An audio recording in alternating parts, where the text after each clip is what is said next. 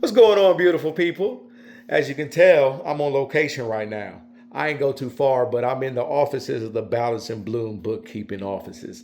This is where my amazing wife brings to vision her business and how she helps other entrepreneurs and businesses like yourself be able to balance and bloom those finances. I don't know if that's her tagline, but I just made it for her. So, with all else said, welcome to Hear This with Ferris Roach. I am glad that you are here to hear this. We're going to go in a little bit deeper, but continuation of last episode where it was about being patient. But this part is about faith as your businesses grow. But as always, I have to give you my opening prayer because I always give glory to my God above. So, Father, thank you for every dream you've placed in our hearts. Thank you for the vision, the purpose, and even the process. Help us to trust you when progress feels slow and when the outcome just isn't clear. Give us the faith to keep showing up, to keep believing, and to keep growing while we wait. Teach us to recognize that sometimes the greatest work that you're doing isn't around us, but it's within us. I offer this prayer to you in Jesus' name. Amen. So here we go. And as always, with every episode I do, I start out with a listener question. For all of those of you who are listening, I want you to interact. So please take this question, ponder on it as you listen to the rest of this episode, and let me know your thoughts in the comments because I would love to go through and talk about what your thoughts are with this. So here's today's listener question. How do you keep your faith strong when you're working hard, doing everything that you know to do, but your dreams just haven't grown to where you thought you would be by now? You see that seed planted, it's watered, but that sprout just isn't coming up. Think about that for a little bit. And until then, welcome to Hear This with Ferris Roach.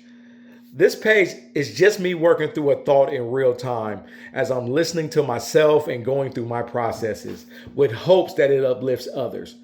And if it helps you, I am glad you're present to hear this. Now, I always got to give a disclaimer just so you know. Before I go any deeper, I got to let you know that I'm not claiming to have all the answers. I'm not a professional. I'm not a therapist. Didn't even go to school for it. This is just advice from my perspective, for me, how I've dealt with it. And I'm just sharing what I learned as I continue to wrestle with it and what I'm seeing from where I stand. If this is something that resonates with you, take it, share it, and if it doesn't, leave it. Either way, I'm just excited to share it with you. So here's my main topic breakdown, and it's all about the faith that you have in. Lately, I've been thinking a lot about faith. I started this thought prior to this episode. So I wanted to continue the path with patience and faith. They go hand in hand, believe me. Not the faith when everything is working. Not faith when the phone won't stop ringing. Not faith when the opportunities are just flowing like we all wish they do. I'm talking about the faith during that wait. That wait that we talked about in episode 5.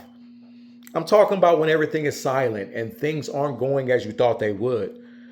That wait is a different kind of test.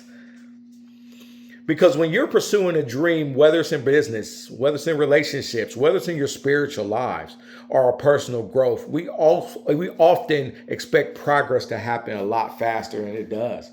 We ask God to hurry along. We imagine where we'll be in a year once we get started. We imagine what the business will look like. We have those goals and dreams and aspirations already built out in our head. We imagine what our pockets, our finances are going to look like, how all that money is going to be flowing because of all the business we're getting. We imagine what our marriage will look like after we say I do and after we do everything that the elders say do. We imagine what our relationship with God looks like. Then life happens. And all those imaginations just start to go all out the door. The growth just isn't coming as fast as you expected. Those opportunities don't always come when we thought they would. And if you're not careful, disappointment can start speaking loud. And it will drown out any faith that you had when you was going through that imagined role. And what I've learned is that faith isn't tested when things are moving. Faith is tested when you're doing all the right things and cannot yet see any results. How does your faith survive that season? Can your faith survive when you're still planting but haven't seen the harvest? You go out there every day, you water, you stare, you water, you look, you dig, you water, and you still don't see any growth. Can your faith survive when the vision is bigger than the current reality? You still have it in your mind what everything is going to look like, but that current reality today just isn't showing. And that's where I've been challenged. Like I said, this is about my perspective. I've realized that while I've been waiting on some of my dreams to grow, God has actually been growing me as a man, as an individual, as a husband, as a father. Professionally, of course, I got dreams. Of course, I want to flourish. I want to see my business grow past what I ever could imagine. I want to create opportunities for other people to realize their dreams. I want to build things that impact not only my family, but my community and my community's community.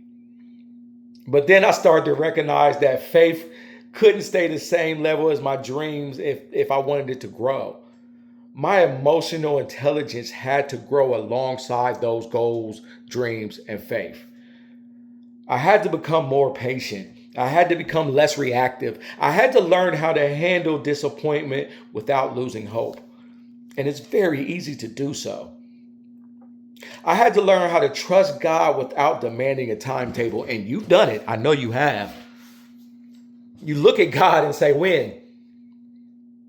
But you have to learn how to trust that timetable. And for a long time, I thought faith was believing something would happen. At one point in time, I was going to wake up. Now, I think faith is believing God is working even when you can't see it happening. And that's a different level of trust, knowing that it's going to happen. And honestly, even today, as I speak to you, I'm still learning it. I'm still figuring it out, and I'm still trying to believe and hold my faith tight. When I think about faith surviving the wait, one of the first things that comes to mind in my journey as an owner of the TRC Foundation, my nonprofit organization for single parents that I have every year. When I first started that organization, the mission was very, very simple. I was going to help single parents during the holidays giving gifts to their kids. If they didn't have the abilities or the resources or the ability or source to be able to give these, I wanted to help them out because that's what my mom went through. The challenge that I had was the vision, but I didn't have the resources at all. I told people what I was doing, but I had to get them to believe in me. I remember having to step out on my own faith and ask people for money through social media by any means. Now, if you ever had a dream that's bigger than your comfort zone, you know that's not always easy. I had to believe that people would see my vision, and I had to believe that people would care about my vision. I had to believe that asking wasn't a weakness, it was just a stewardship of the mission. And the truth is, I didn't know what the outcome would be. I was asking for money through social media, guys. I just knew there were families who needed help and that God had put something in my heart to be able to help them and have the faith that it will work out. The first year was rough, but then came year 2 and we made a little bit of a pivot. So instead of focusing on primary monetary donations, we started asking for physical gifts, toys, bikes, and items that can go directly to the families and the children that we were serving. And honestly, that required an even deeper level of faith because I was asking you to go buy something and ship it to me. I wasn't just asking for money, which is sometimes simpler. I was asking for you to use your time to help my time to help other people. And I was asking for people to show up with something tangible and didn't know where the gifts would come from. I didn't know who would support it, me, or my vision. I didn't know how everything was going to come together at all. I just knew I had to do it and it had to be something that existed. I just had to put it out there. And sometimes faith looks like taking the next step without knowing the next 10 steps are going to be there. Taking that first step without knowing if there's going to be a second step or you're going to fall. But then the donations started to come in and the toys started to arrive and more people became aware of the mission. I learned something very, very important. Faith isn't about having all the answers. Faith is moving forward with what you've been given and trusting that God has the rest figured out. He can give you what you haven't been given. Looking back, the biggest miracle wasn't just the toys. The donations are even helping more than 100 children over the last years. The biggest miracle was seeing my own faith grow in something that I was passionate about, and that was helping others thrive. God was teaching me that provision often follows obedience, not the other way around. I say it again, provision also follows obedience. And if I had waited until I knew exactly where every dollar was coming from, every toy was coming from, the foundation may have never started. If I had waited until I knew exactly where every toy was coming from, year two may have never happened. Instead, I learned to move without uncertainty, just like I did with this business. To believe before I can even see it. To have that faith and trust before I can measure the outcome. And that's the same lesson I'm still carrying with this business and with my life very much today. And as I continue to build Voda Cleaning and Restoration, I see some of the lessons showing up again. There are goals I have for this business, big goals. I want to be one of the best, not only in Tampa, but in America. And there are levels that I want to reach that I can't see today. And I don't even picture it really happening, but I have the faith that it will.